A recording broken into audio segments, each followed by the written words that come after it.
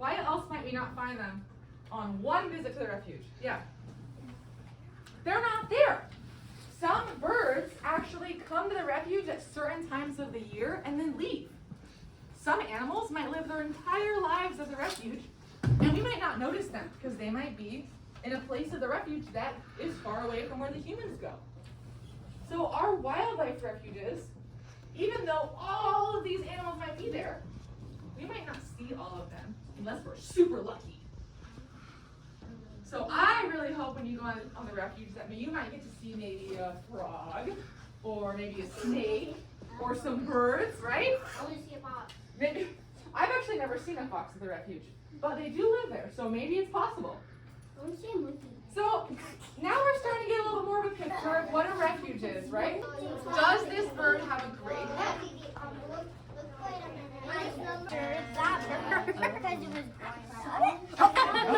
It was born without it, but that's not why.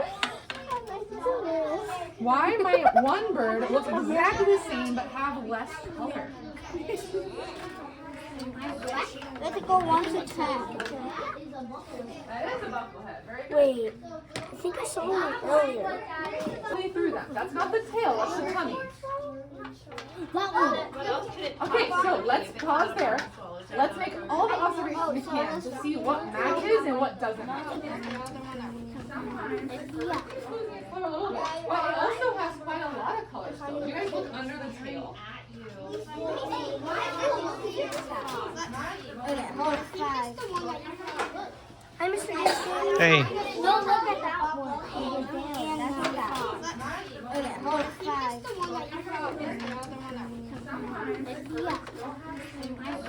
Let's go 1 to 10, okay? Yeah, wait. Hey. Don't look at that one. I think it's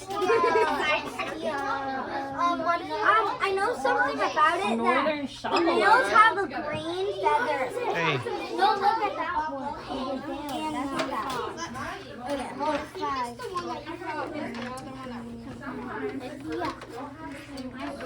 Let's go 1 to 10.